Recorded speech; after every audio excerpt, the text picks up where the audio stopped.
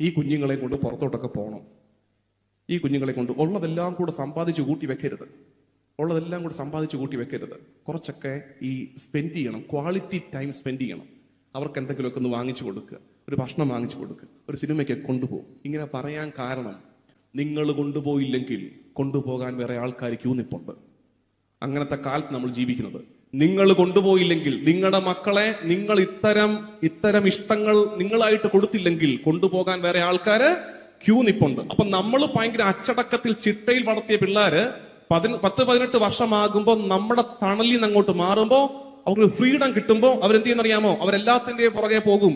അങ്ങനെ പോയതിന്റെ ഉത്തരവാദികൾ ആ കുഞ്ഞുങ്ങൾ മാത്രമല്ല, അതുങ്ങളെ സ്നേഹം അനുഭവിക്കാൻ അവസരം കൊടുക്കാതെ വളർത്തിയ അപ്പന്റെ അമ്മയുടെ ഉത്തരവാദിത്വം കൂടിയാണ്.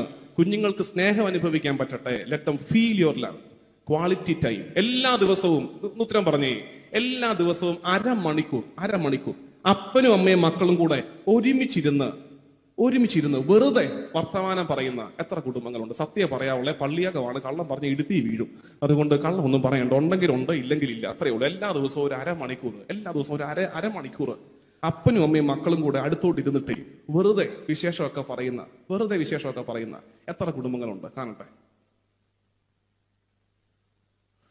മരുന്നിന് പോലും ഓർമ്മയില്ലല്ലോ. ശരിക്കും നമുക്കതാ മിസ്സായി പോകുന്നത്.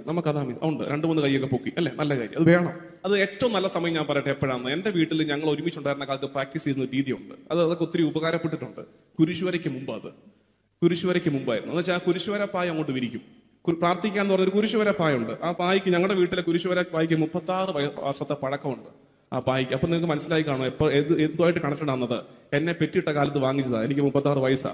അന്ന് വാങ്ങിച്ചത്. അന്ന് നീ മെഡിക്കൽ കോളേജിൽ ചെത്തിപ്പുഴ എങ്ങാണ്ട് വന്ന വഴിക്ക് മേടിച്ചോണ്ട് വന്നാ പറയുന്നത്. ആ പായാണ് ഇപ്പോഴും ഞങ്ങളുടെ കുരിശുവരപ്പായി. ആ പായ അങ്ങോട്ട് വിരിച്ചിട്ട് അതിലോട്ട് ഇരിക്കും, കുരിശു വരയ്ക്കാം.